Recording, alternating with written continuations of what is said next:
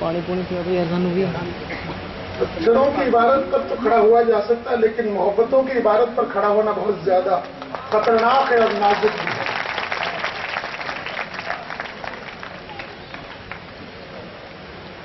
मोहब्बत आपके दरिया में से गुजरकर साबुत बच जाने का काम है। आपके दरिया में गुजरकर फना हो जाना, इसकी तारीख बहुत लंबी है, लेकिन दरिया से गुजर जाना वही एक इंकलाबियों की तारीख होती है। लेकिन जिस मुद्दे से मैं अपनी बात शुरू करूंगा, और वो मुद्दा यह है कि अभी अभी एक जुमला कहा गया कि आजकल मीडिया में और मिडिल क्लास के लोगों के सामने दो लफ्ज है, आया तो मोहब्बत, नहीं तो बिछो। मैं सोचता हूं कि मोहब्बत एक अहम मसला है, लेकिन अगर वो सिमटता है तो आशिक तक और फैलता तो दुनिया तक चला जाता है। तो शायर का कौल है कि एक लफ्ज मोहब्बत का अदना सा फसाना है, सिमटे तो दिले आशिक, फैले तो जमाना है। वे मोहब्बतें मुझे बहुत पसंद है जो तमाम जमाने में फैल जाती है और लोगों को, आदमी को इंसान होना मयस्सर कर देती है। सबसे बुरी मोहब्बतें वो होती हैं जो एक से एक होती है और दूसरे तक नहीं पहुंचती। वो मोहब्बत उस चीज की तरह होती जो खरीदी जा सकती है और बेची जा सकती है और पीछे से हाँकी जा सकती है अपनी आंखों में पट्टियां बांधकर। पंजाब के सरजमीन की मोहब्बतें एक से एक वाली कभी नहीं रही। बाबा फरीद से लगाकर आज तक वो फैली और इतनी ज्यादा फैली कि सरहदें तो पार की, लेकिन सात समंदर पार भी ऐसी मोहब्बतें गईं। और शायद ही दुनिया का कोई समझदार आदमी होगा जो हीर को नहीं जानता होगा। शायद ही दुनिया का कोई समझदार आदमी होगा इस मुल्क, इस दुनिया में, कि जो हीर को नहीं जानता है। गोया कि वो खातून थी या नहीं थी मुझे नहीं मालूम, लेकिन उसकी मोहब्बतें हमें बिना छुए नहीं रह सकती। लेकिन मसला यह भी पैदा होता है कि और भी दुख है जमाने में मोहब्बत के सिवा, राहतें और भी है वसल की राहत के सिवा, मेरी महबूब मुझसे पहली सी मोहब्बत न मांग। ये और क्या दुख है मोहब्बत के बिना, जिसका जिक्र हम सुबह से शाम तक यहां कर रहे हैं। यहां जो सज्जन बोल रहे थे, वो दुख जिसका जिक्र नाटक कर रहा था, वो दुख जिसका जिक्र हम सुबह से शाम तक अपनी क्लासों में करते हैं, हमारे उस्ताद करते हैं, हमारे चेले करते हैं, हमारे दोस्त करते हैं। और वो दुख यह है कि समाज में एक खास किस्म की गैर बराबरी है, और वो गैर बराबरी कैसे कम की जाए, कैसे खत्म की जाए। एक ऐसा समाज बनाने की कोशिश की जाए जिसमें, जैसा कि कहा गया है, और मुझे यकीन है कि फरीद इंस्टीट्यूट में अगर यह बात कहा जाए कि एक बंदे से दूसरे बंदे पर होने वाला जुल्म और शोषण अगर थोड़ा सा कम कर दिया जाए या उसमें कमी करने की लड़ाई लड़ी जाए तो अच्छी बातें हो सकती है।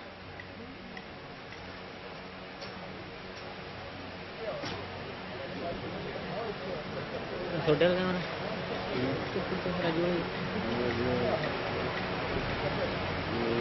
ये इदारा, जब से मैं इसमें दाखिल हुआ हूं, मैं देख रहा हूं इसका एक सरोकार है। और औलख साहब कह रहे थे कि सरोकार विहीन रिश्ते कुछ पैदा नहीं कर सकते। If you are not concern, you can not produce anything. मैं यहां पर कुछ बातें भगत सिंह के ताल्लुक से कहूंगा और कुछ बातें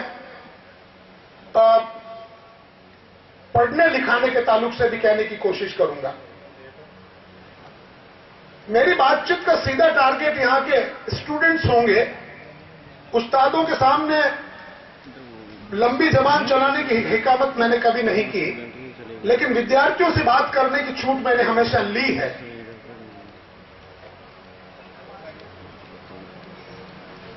क्योंकि जब मैं विद्यार्थियों से बात करता हूं तो मेरे सामने एक बात वाज़ेह तौर पर चली आती है कि वे लोग क्या मेरे कंधे पर खड़े होने के काबिल हैं। तब मैं अचानक खुद से सवाल पूछता हूं कि क्या मेरे कंधे इतने मजबूत हैं कि आने वाली पीढ़ी उस पर खड़ी हो सकेगी? हर बुजुर्ग के लिए एक बुनियादी सवाल है कि क्या आने वाली पीढ़ी आपके कंधों पर खड़े होकर आपसे दूर देख सकती है कि नहीं देख सकती है? और अगर आपके कंधे इतने कमजोर हैं कि आने वाली पीढ़ी खड़ा नहीं हो सकती है, तो उसे मजबूत बनाने की जरूरत है। आने वाली पीढ़ी आपको घास डालने के लिए तैयार नहीं होगी। तालीमी इदारे या एजुकेशनल इंस्टीट्यूट जब पढ़ाने लगती है तो आने वाली पीढ़ी को अब तक जाने गए से आगे की चीज पढ़ाती है। लेकिन जाने गए से आगे की चीज पढ़ाने का मतलब है कि जो पढ़ाने वाला है वो अब तक जो जानी जा चुकी उसके बारे में कितना जानकार है। हम जानते हैं कि एक कमजोर सिपाही हमेशा उस युद्ध की बात करता जिसमें वो कभी जीता था। एक समझदार सिपाही उस युद्ध की बात करता है जिसमें वो हार चुका था और अपनी गलतियां दोहराने की कोशिश करके जीतने की बात करता है।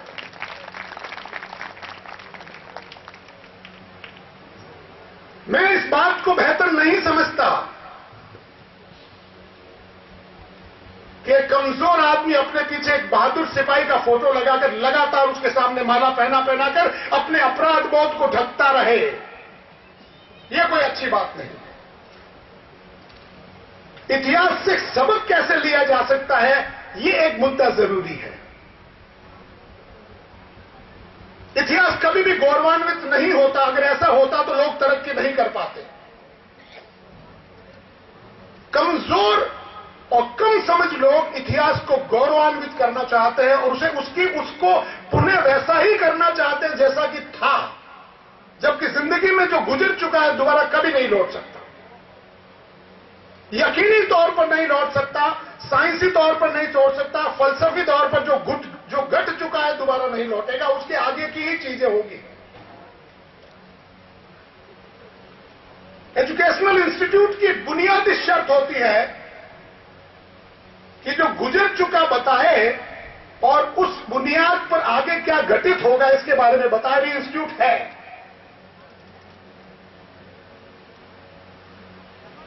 उर्दू में दो लफ्ज हैं, एक इनहराफ, एक इख्तलाफ। इनहराफ का मतलब होता है अपनी परंपरा से कट जाना और इख्तलाफ का मतलब होता है परंपरा के साथ लड़ते हुए उसे और विकसित करना और मजबूत करना। वे सबसे बुरे लोग हैं जो अपनी बेहतर परंपरा से कटना पसंद करते हैं। वे सबसे अच्छे लोग हैं जो अपनी परंपरा की उन चीजों को छोड़ देते हैं जो जरूरी नहीं है और उन बेहतर चीजों को लेकर आगे चलते हैं जो हमें आगे का रास्ता दिखाती है। इसलिए जब भी मैं विद्यार्थियों के सामने बात करता हूं तो मैं कहता हूं तुम्हारा बुनियादी हक है कि तुम मुझसे लड़ो। तुम 1000 सवाल उठाओ और मैं कोशिश करता हूं 1001 सवालों का जवाब देने की। सबसे बुरा बुजुर्ग वो होता है जिसे सब कुछ आता है। सबसे अच्छा बुजुर्ग वो होता है जो मुझे नहीं आता वो कल तुम्हें आएगा।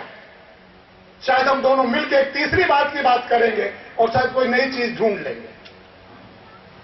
मैं आप लोगों को एक मिसाल देता हूं छांदोग्य उपनिषद की। दुनिया का सबसे अहम डॉक्यूमेंट है छांदोग्य उपनिषद। छांदोग्य उपनिषद में साइंस और टीचिंग के बारे में शायद संसार में सबसे पहले कहा गया है।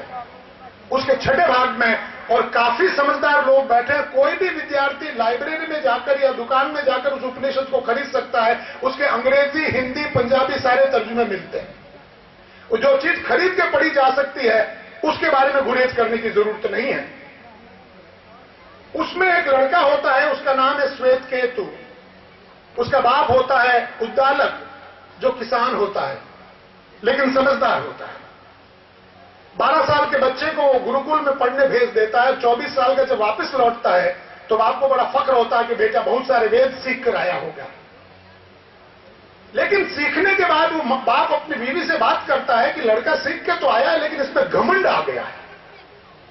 सीखना घमंड के खिलाफ होना चाहिए, लेकिन सीखना अगर घमंड पैदा करता है तो ये मेरे लिए कोई अच्छी बात नहीं है कि गांव के लोग कहेंगे कि तुम्हारा बेटा पढ़ा हुआ और उसमें घमंड आ गया है। तो क्या किया जाए, घमंड का क्या इलाज किया जाए? तो मां बाप ने बैठकर कहा कि घमंड का इलाज ये किया जाए कि इसके साथ बैठकर कुछ बातचीत करें, जो वो सीख के आया उसका व्यवहार क्या है। अगर ज्ञान व्यवहार में नहीं डाला जा सकता तो उसमें घमंड आएगा, इसमें कोई दो राय नहीं। एक दिन सुबह सुबह वो अपने बेटे को खेत में ले जाता, कहने लगा, वत्स एक बात बताओ, जो समझा नहीं गया वो समझा जाएगा, जो देखा नहीं गया वो देखा जाएगा, और जो किया नहीं गया वो किया जाएगा, इसके बारे में तुम क्या कहते हो? बेटा बहुत परेशान, कहने लगा, मुझे तो वेदों में ऐसी चीज सिखाई नहीं गई, मेरे उस्तादों को पता ही नहीं था। ये वो जगह है भारतीय साइंस और सूझवानता के इतिहास में कि एक ऐतिहासिक सीमा है कि वेदों में इन चीजों की चर्चा नहीं है कि जो कल होगा उसकी कल्पना आज की जा सकती है, जो आज नहीं देखा जाएगा वो कल देखा जा सकता है, जो कल नहीं देखा गया वो परसों देखा जा सकता है। और इसमें एक मिसाल दी गई है कि देखो तुम एक परात में पानी ले आओ, उसको चखो। बेटे ने पानी चखा, कहा एक तरफ से स्वाद है, कहने लगे एक मुट्ठी नमक भी ले आओ, पानी में डालो, उसको घोल लो। उसको चखा, कहा अभी तो नमक लगता है, साल्ट की तरह लगता है, लवण की तरह टेस्ट लगता है। बोला इधर से चखो, इधर से चखो, सब तरफ से चख लिया, हाँ अब इसको बाहर धूप में छोड़ दो। शाम को उसने फिर बेटे को बुलाकर कहा कि उस परात को ले आओ, और वो पानी था इसमें, वो कहां गया इसके बारे में बात करेंगे। श्वेत केतु को पता नहीं था कि पानी का स्वभाव धूप में उड़ जाना है और नमक का स्वभाव पानी के जाने के बाद जम जाना है। इस तरह के लगभग सैकड़ों सवालों की चर्चा की गई और यह बताया गया कि पदार्थों का स्वभाव जाने बिना एक पदार्थ का दूसरे पदार्थ में मिलने से तीसरा पदार्थ बनता है, इसके बारे में जानकारी नहीं मिलेगी। ये भारतीय इतिहास के 3500 साल पहले के डॉक्यूमेंट में ठीक वैसे ही लिखा है जैसे कि हमारा बंदा फिजिक्स पढ़ाता है यहां पर, matter is infinite divisible without losing his own characteristics. Now तब ये चीजें हमें बहुत आगे की तरफ ले जाती है। इसलिए मैं कहता हूं कि मैं बिना इतिहास के कुछ नहीं हूं। I am nothing without my own history and you people are nothing without your own history. जिस बंदे को अपनी तारीख मालूम नहीं, उस बंदे को अपना भविष्य भी मालूम नहीं। और शिक्षण इंस्टीट्यूट बार बार कहती है, सिर्फ विज्ञान एक ऐसी चीज है जो आपको गलतियों से मुक्ति दिला सकती है। सिर्फ शिक्षा एक ऐसी चीज है जिससे सबसे ज्यादा बनिया डरता है। गांव में बनिया कतई नहीं चाहता कि एक अनपढ़ किसान का बेटा अक्षर ज्ञान लिख ले, और ये की कहानी हम सब अच्छी तरह से जानते हैं, मालवा से मारवाड़ तक जानता मैं हूं। तब हम दो तरह की चीजों में जीते हैं। कुछ लोग हैं जो नहीं चाहते कि हम पढ़ें और समझदार बने, कुछ लोग चाहते हैं कि अगर हम पढ़कर समझदार बनेंगे तो समाज आगे बढ़ेगा। मैं इस जिले में नहीं जाऊंगा कि वे कौन लोग हैं जो नहीं चाहते हम समझदार बने और वे कौन लोग हैं जो चाहते हम समझदार बने। मौजूदा दौर में एक नई बात देखने को आई और मेरा तजुर्बा हिंदुस्तान के मुख्तलिफ इलाकों में घूमने के बाद कि अक्सर समझदारी क्या चीज होती है। दो तरह की समझदारी होती है।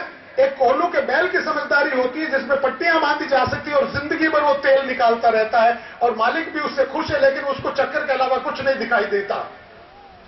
Most of the institute are creating such kind of students nowadays. इस बात से बचना चाहिए और शायद ये इंस्टीट्यूट इस बात से बचने की कोशिश कर रही है। मंच में मैं सुबह से देख रहा हूं, एक बेहतर इंसान ज्ञान कांड से बनेगा, आंखों पर पट्टी बांधने से नहीं बनेगा। शायद मैं उम्मीद करता हूं कि बाबा फरीद इंस्टीट्यूट एक बेहतर इंसान निर्माण करने का काम कर रही हैं, रोजी रोटी के साथ साथ। अगरचे रोजी रोटी के साथ साथ बेहतर इंसान बनने की बात करेंगे तो बेहतर इंसान के पास बहुत हुनर होता है।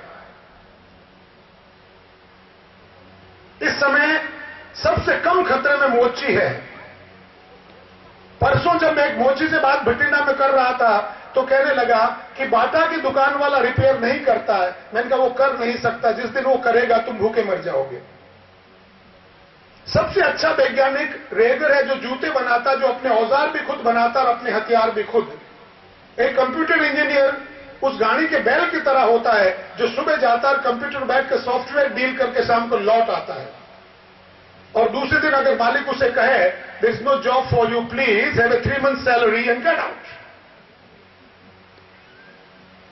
शायद ये इंस्टीट्यूट इन दोनों सवालों से जूझ रही होगी। मैं मैनेजर डायरेक्टर साहब से बात कर रहा था कि आपकी इंस्टीट्यूट एक इंडिजियसनेस पैदा करती है, उसके एक कल्चर है, उसकी एक सिविलाइजेशन है।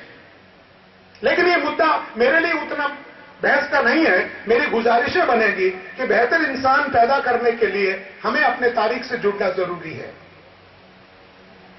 और मैं इस बात को भगत सिंह से जोड़ना चाहता हूं।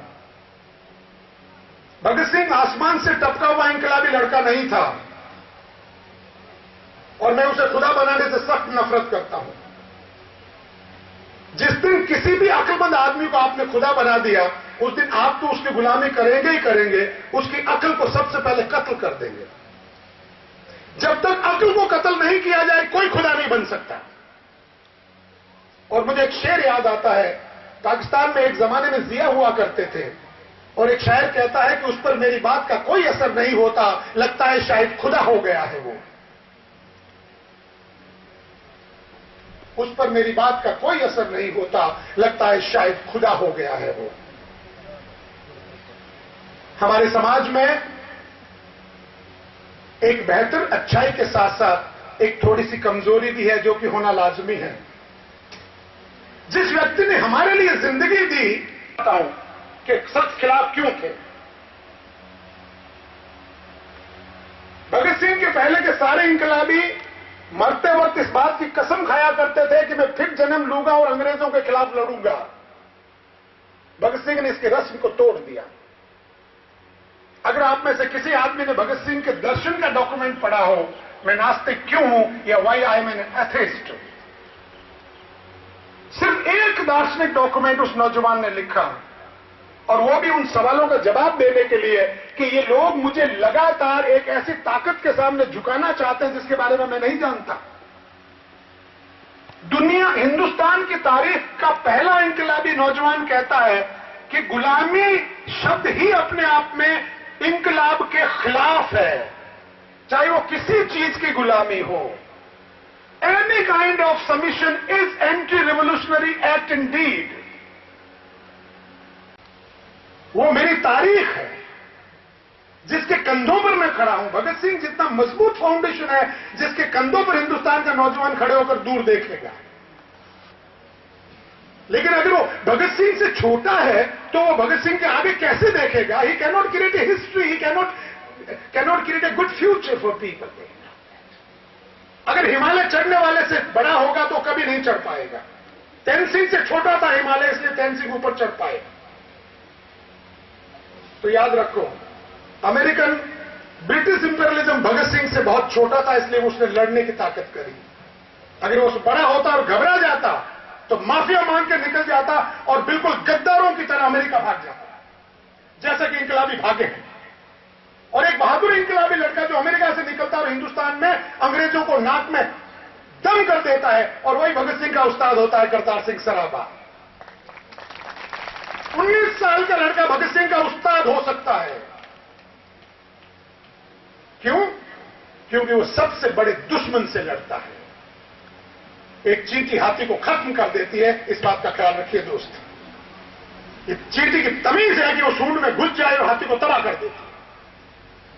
लेकिन हाथी अपनी सूंड में चींटी को इजीली घुसने नहीं देता ना। अगर ऐसे घुसने देता तो बहुत सारे हाथी मर ही जाते। ये लड़ाई थी उस जमाने में चंद नौजवानों के बीच में और हाथी से बड़े साम्राज्यवाद के खिलाफ। लेकिन वो चींटी हाथी की सूंड में घुस गई, लाख कोशिश करने के बाद घुस गई और तबाह कर दिया उसको। और इतना तबाह किया कि ब्रिटिश साम्राज्यवाद ने अपने सारी दुनिया के कानून और नियमों को बनाए ताक रखकर उसको फांसी दे दी। 22 साल और 23 साल के लड़के को फांसी देना में कि उसे फांसी देने से ब्रिटिश साम्राज्य बच जाएगा। कुछ सवालों पर गौर करना चाहिए। क्या वो सचमुच इतना ताकतवर था? क्या सचमुच उसकी आवाज में इतनी ताकत थी कि बरतानवी हुकूमत हिल जाती? क्या उसके पास इतनी पिस्तौलें और रिसाले थे? क्या उसके पास मोहम्मद जलालुद्दीन अकबर की तरह 3 लाख की रेगुलर आर्मी थी? आखिर उसके पास गुरिल्ला थे? क्या था उसके पास जिससे कि ब्रिटिश हुकूमत डरती थी? इस सवाल पर गौर करने की जरूरत है। बहुत लोग इस सवाल पर गौर नहीं करते। लेकिन जब मैं छठी में पढ़ता था तो मेरे एक साइंस का टीचर कहता था, ये जानना बहुत जरूरी है कि एक गेहूं का दाना जमीन में जाता है और वो पनपता है तो उस पौधे पर सैकड़ों दाने लग जाते हैं, लेकिन जो दाना जमीन में जाता है वो फना हो जाता है। उस दाने के बिना फना हुए वो गेहूं का पौधा हो ही नहीं सकता और उस पर हजारों सैकड़ों दाने लग ही नहीं सकते। ये कुदरत का नियम है। ये न भगत सिंह बनाता है न आइंस्टाइन बनाता है। इसलिए मैं सोचता हूं कि कोई भी इंसान मरना नहीं चाहता। भगत सिंह भी मरना नहीं चाहता था, जिंदा रहना चाहता था, अपनी शर्तों पर जिंदा रहना चाहता था। एक आदमी मरता है और करोड़ों को जिंदगी दे देता है। करोड़ लोग मरते और एक भी आदमी को जिंदगी नहीं दे सकते। इतिहास में ऐसा हुआ है दोस्तों। साइंस में हुआ है, इंकलाब में हुआ है, हिस्ट्री में हुआ है, सोशियोलॉजी में हुआ है, एजुकेशन में हुआ है। बुजुर्ग लोग जानते होंगे कि जब तक क्विनेन की दवाई नहीं मिली मलेरिया का पेशेंट बच नहीं सकता था और हम लोग मलेरिया के मरीजों की खिदमत करके पुण्य कमाया करते थे। कुछ सरफिरे लोगों ने कहा कि पुण्य तो कमा लेंगे, जरा इस पर जड़ पर अटैक किया जाए, और लोगों ने क्विनेन की दवा निकाली और संसार से मलेरिया को दफन कर दिया। कोई भी मलेरिया का पेशेंट नहीं मरता आज। यह भी एक गजब का इंकलाब है जिससे मनुष्य को जिंदगी मिलती है। भगत सिंह का भी एक गजब का इंकलाब था। कहने लगा कि अंग्रेजों चले जाओ, ये मुल्क मेरा है और मैं अपने मुल्क में ठीक से सांस नहीं ले सकता जब तक कि तुम हो। दूषित हवा में सांस लेने से मनुष्य मर जाता है। और उस नौजवान आदमी ने कहा कि मैं शुद्ध उस हवा में सांस लेना चाहता हूं जो मेरी है, जिस पर तुम्हारा कब्जा नहीं होगा। और उसकी जिंदगी करोड़ों के लिए, उसकी मौत करोड़ों के लिए जिंदगी का कारण बनी। लेकिन हम क्या करते हैं? हम कहते हैं कि वो शहीद हो गया। और मैं कल कह रहा था और आज भी कह रहा हूं कि वो जुडिशियली मर्डर्ड, उसका मर्डर किया गया था। It was out and out judicially murder. उसे पता था कि मुझे फांसी हो जाएगी। उसे अच्छी तरह से पता था कि लोग मुझे छोड़ेंगे नहीं। 3 साल की जेल में इतना सीवियर टॉर्चर किया गया कि दुनिया में टॉर्चर का इतिहास इस तरह नहीं मिलता जितना कि उसे टॉर्चर किया गया। पर वो क्या बात थी जो उसे टूटने नहीं देती? कोई बता सकता है? वो क्या बात थी कि उन थोड़े से नौजवानों की कमर नहीं तोड़ सकी, उनकी रीढ़ नहीं तोड़ सकी, उनकी जबान नहीं मोड़ सकी? वो क्या बात थी? और वो बात थी अपनी बात पर यकीन, कन्विक्शन। अंग्रेजी का लफ्ज है conviction. You hated your enemy with conviction. मैं अपने दुश्मन से नफरत करता हूं और मैं अपनी नफरत की समझ रखता हूं ऐतिहासिक तौर पर। I am convinced historically that British are my enemies and I want to throw them out. Conviction, यकीन, ढुलमुल यकीन नहीं, पक्का यकीन। एक ऐसी बात का यकीन जिसके लिए जिंदा रह सके और एक ऐसा यकीन कि वक्त आने पर उसी बात के लिए मरा भी जा सके। या जिंदगी और मौत के बीच में कोई फर्क नहीं है, सिर्फ यकीन है जो मौत को भी जिंदगी से बेहतर इस्तेमाल कर सकता है। और भगत सिंह ने किया। मौत जिंदगी से बेहतर इस्तेमाल हो सकती है। और यह करने वाला वो नौजवान था जिसने फलसफी तौर पर कहा था कि मैं एथिस्ट क्यों हूं। मैं अपने नौजवान दोस्तों से गुजारिश करूंगा कि उस डॉक्यूमेंट को पढ़ें। वो बाजार में खुलेआम मिलता है और हिंदुस्तान की हर जबान में मिलता है। याद रखो दोस्तों, अच्छी चीज पढ़ने पर हमें भीतर से बदलना पड़ता है। कमजोर विद्यार्थी अच्छी चीज इसलिए नहीं पढ़ता कि पढ़ने के बाद भीतर से बदलने के डर से वो अच्छी चीज नहीं पढ़ता। हमारी इच्छा के बावजूद अगर आप एक अच्छी किताब पढ़ेंगे तो भीतर से आपको बदलना ही पड़ेगा। अक्सर लोगों ने कहा इस किताब ने मेरी जिंदगी बदल दी। अक्सर लोगों ने कहा कि इस नाटक ने मेरी जिंदगी बदल दी, और मैं कहता हूं कि मेरे उस्ताद ने जो मुझे छठी में पढ़ाता था उसने मेरी जिंदगी बदल दी। और उसने कहा था हर चीज के घटित का कोई एक कारण होता है। तो भगत सिंह को पढ़ना चाहिए, दोस्तों के बीच में बैठकर उस पर चर्चा करनी चाहिए, और इस बात का पता लगाना चाहिए कि 1907 में जन्मा हुआ नौजवान 1931 में जुडिशरी मर्डर कर दिया जाता है, लेकिन वो इतिहास आज तक हमारा पीछा नहीं छोड़ता। क्यों नहीं छोड़ता? वो मुझे एक वाक्य याद आता है, कल जसवंत जफर कह रहे थे कि जो ख्वाब वो देखकर गए थे वो जब तक पूरा नहीं होगा तब तक वो जिंदा रहेगा, क्योंकि वो ख्वाब उसका अकेले के नहीं था। वो ख्वाब किसी शहर की खूबसूरत लड़की से शादी करने का नहीं था दोस्तों। वो ख्वाब किसी प्रेम में असफल होने पर आत्महत्या करने का नहीं था। वो ख्वाब इस मुल्क को आजाद कराने का था और इंसान से इंसान के ऊपर हो रहे जुल्म से आदमी को बचाने का था। जब तक वो ख्वाब रहेगा हमें बिना भगत सिंह के काम नहीं चलेगा। ये हमारी मजबूरी है। हमारी मजबूरी ही हमें फ्यूचर दिखाती है, और हमारी मजबूरी अगर एक बड़ा इंकलाबी पैदा करेगा जो भगत सिंह के कंधे पर खड़ा होगा तो शायद ख्वाब की तामीर हो सकती है।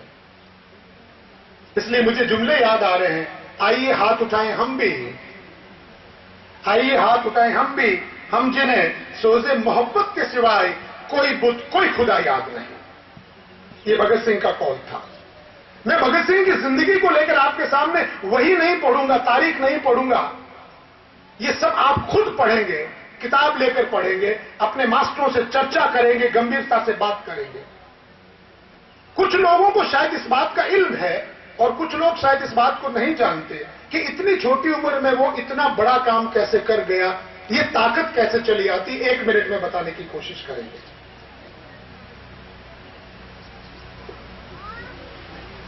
हम जब किसी किताब को पढ़ते हैं तो हमारे अपने विचार उस किताब पर आरोपित कर देते हैं। अंग्रेजी में कहते हैं एंथ्रोपोमॉर्फस। आदमी, पढ़ने वाला आदमी अपने हिसाब से उसमें अर्थ निकालना चाहता है, और लोग कहते हैं कि वो दुनिया का बेहतर अदब होता है कि पढ़ने वाला अपनी मर्जी से अर्थ निकाले। मैं कहता हूं वो दुनिया का सबसे घटिया और कमतर होता है कि पढ़ने वाला जो मर्जी अर्थ निकाल ले, लिखने वाले की कोई मीनिंग ही नहीं रहे। इसलिए भगत सिंह को लफ्ज में लफ्ज पढ़ना चाहिए। जरा कल्पना करिए कि नौजवान भारत सभा की मीटिंग हो रही है और पीछे एक तस्वीर लगी हुई है, उस आदमी की तस्वीर जिसको अंग्रेजों ने कत्ल कर दिया। और रोते करतार सिंह सराबा, ये पहला साइन था ब्रिटिश के खिलाफ भगत सिंह का कि देखो जिस आदमी को तुमने कत्ल कर दिया वो मेरा उस्ताद है। यहां से भगत सिंह की जिंदगी शुरू होती है, एक निर्णय लेने की जिंदगी शुरू होती है। Decision has already been taken to fight against the Britishers. और उसका बिहेवियर था नौजवान भारत सभा की वो पहली मीटिंग जिसमें करतार सिंह सराबा की तस्वीर पीछे लगी थी। निर्णय लिया जा चुका दोस्तों, अब सिर्फ दुश्मन के साथ सीधे टकराने का मसला है। कमजोर लोग नहीं थे, कमजोर, उनके पास ताकत कम थी। दुनिया में 2 बातें हुई हैं, मजबूत विचार हमेशा कभी कभी डिफीट होता है कि उसके पास ताकत कम होती है। इसका ये कतई अर्थ नहीं हो। कमजोर विचार हमेशा इसलिए जीतता है उसके पास ताकत है। और इसलिए मुझे मंसूर याद आता है, उठेगा अनल हक का नारा और राज करेगी खल्क खुदा, और मंसूर की गर्दन उड़ा दी गई। लेकिन मंसूर तो आज भी जिंदा है ना मेरे बीच में। मंसूर के पास ताकत नहीं थी राजा को हराने की, लेकिन मंसूर के ख्वाब, मंसूर के थॉट कितने बड़े थे। तो दोस्तों मुझे उम्मीद है कि बाबा जो मौजूदा स्थिति है वो वैसी रहेगी, और अगर नहीं रहेगी तो उसके लिए क्या करना चाहिए। ये 3 बातें, चाहे वो आर्ट का विद्यार्थी हो, चाहे वो ड्रामा का विद्यार्थी हो, स्वतंत्र रूप से चिंतन करने की प्रक्रिया जब तक नहीं आएगी तो उस गाड़ी के बैल की तरह जिंदगी की जिसकी आंखों में पट्टियां बांध के वो लगातार कोलू के बैल की तरह घूमता रहता है। और एजुकेशन इंस्टीट्यूट का बुनियादी काम है विद्यार्थी को स्वतंत्र रूप से सोचने की ताकत देना। अंतिम 5 मिनट में एक बात कहकर मैं आऊंगा,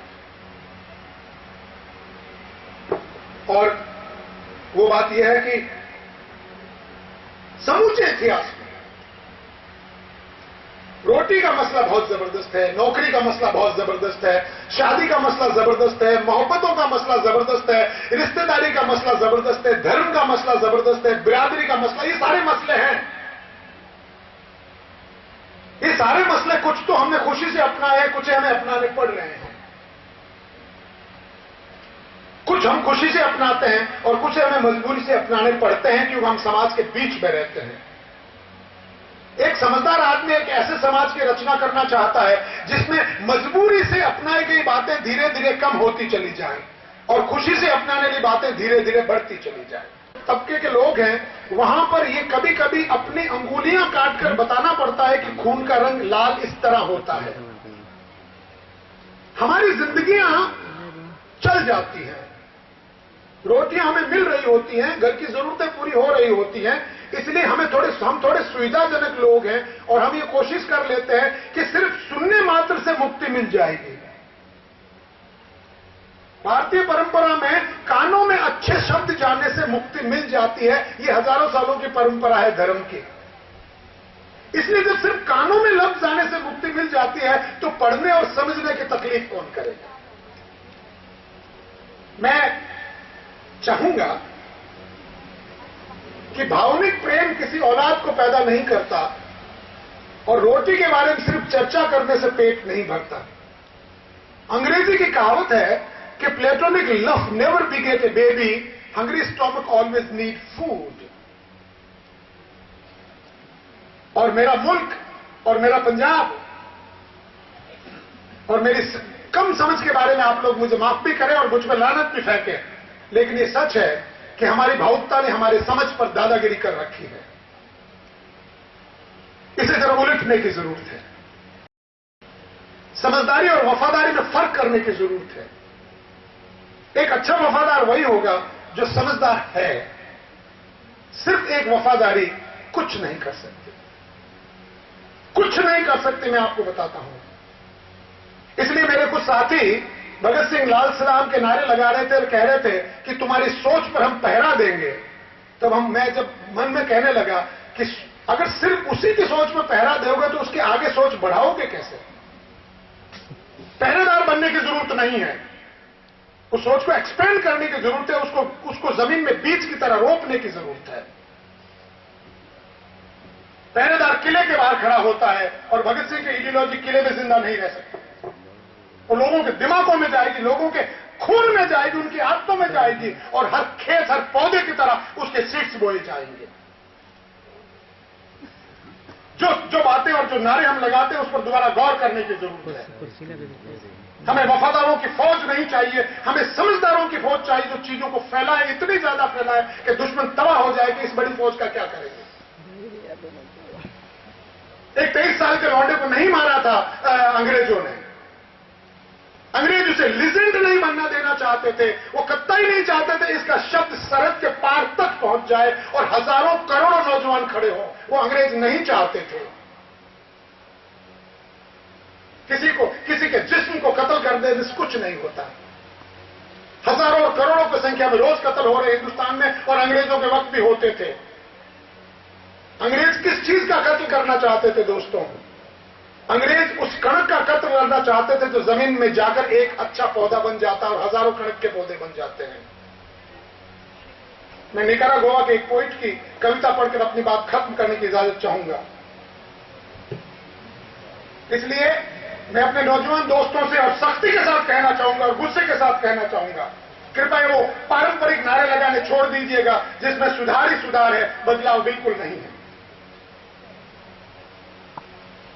इस हिंदुस्तान के समाज में सुधारवादियों की बड़ी परंपरा है, लेकिन हिंदुस्तान के समाज में समाज को बदलने वालों की भी बहुत बड़ी परंपरा है और हमें वो परंपरा समझनी चाहिए। और याद रखो, अगरचे इस बात को आप लोग नहीं जानते हैं तो आपके लिए तकलीफ होगी। और मैं कविता मेरे पास है, उम्मीद करता हूं नहीं, चलिए दूसरी एक कविता सुना के चलते हैं। एक नज्म है छोटी सी कि यूं ही हमेशा उलझती रही है जुल्म से खल्क, न उनकी रस्म नहीं है न अपनी रीत नहीं, यूं ही हमेशा खिलाए हैं हमने आग में फूल, न उनकी हार नहीं है न अपनी जीत नहीं। ये फैज का जुमला है और पंजाबी के बेहतरीन कवि सुरजीत पात्र की कविता के साथ मैं आपसे इजाजत लूंगा। और मैं इसको कल की तरह फिर कहूंगा कि मैं पंजाबी में पढ़ूंगा, गलत पढ़ने के लिए माफी नहीं मांगूंगा।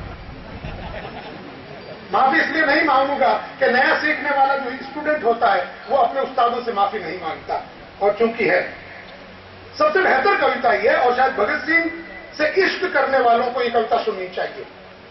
ये जुमला याद आ गया है। दो तरह के लोग होते हैं, कुछ लोगों को हम पूजते हैं, कुछ से मोहब्बत करते हैं। बताओ अच्छे लोग कौन होते हैं, पूजने वाले या मोहब्बत करने वाले? मोहब्बत करने वाले लोग हमें बहुत पसंद है, जिन्हें हमें पूजना पड़ता वो लोग पसंद नहीं है, वह हमें मजबूरी से जाना पड़ता है। भगत सिंह सब इश्क करते हैं, मोहब्बत करते हैं, और एक ऐसी मोहब्बत करते हैं जिसके बिना हमारी जिंदगी नहीं चलती। लेकिन एक देवता या दूसरे देवता की पूजा करे बिना भी हमारी जिंदगी चल सकती है, लेकिन बिना आशिकी के हमारी जिंदगी नहीं चलती। और पंजाब की सरजमीन में जहां सूफीज्म का इतना लंबा दौर है बाबा फरीद से लगाकर, वहां पर इश्क ही इश्क है और कुछ नहीं। और ये कविता है सुरजीत पात्र की, इसका नाम है इतिहास। इतिहास तो हर पुस्त लिखेगी, वार वार पेश होंगे मरे हुए जिउंदियां दी अदालत विच, वार वार उठाए जाएंगे कबरां ते पिंजर, हार पहिनण लई कदी फूलां दे कदी कंडियां दे। समय की कोई अंतिम अदालत नहीं ते इतिहास आखिरी बार कदे नहीं लिखा जाता। We are here to write the new history. और भगत सिंह से इश्क करने वाले दोस्तों से गुजारिश है कि वो कौन है, जैसा कि इश्क की किताब में नया वर्का जोड़ने वाला कौन है। एक वर्का भगत सिंह जोड़कर चले गए इंकलाब की तारीख में, हम में से कौन है जो एक नया वर्का जोड़ेगा। बहुत बहुत शुक्रिया मेरी बातें सुनने के लिए, मुझे बुलाने के लिए। मैं इंस्टीट्यूट का शुक्रिया अदा करूंगा, मैं अपने दोस्तों का शुक्रिया अदा करूंगा, और सबसे ज्यादा मैं अपने दोस्त विद्यार्थियों का शुक्रिया अदा करूंगा कि शायद दो चार लफ्ज मेरे उनके कानों में पहुंचे हैं, एक आध लफ्ज उनके दिल और दिमाग में भी उतरा होगा। बहुत बहुत धन्यवाद। बहुत बहुत धन्यवाद श्री आत्माराम जी। आत्माराम जी वर्गे विद्वानां दे विचार सुन लेना साडे वास्ते बड़े माण दी गल है।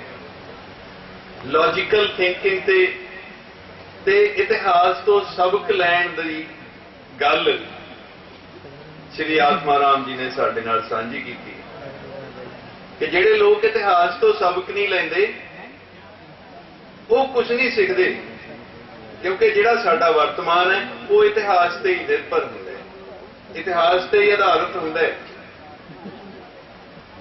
तो लॉजिकल थिंकिंग ते भी उन्होंने जोर दिता, लॉजिकल थिंकिंग होनी चाहिए है। साडे दरम्यान कुछ ही पलां च पंजाबी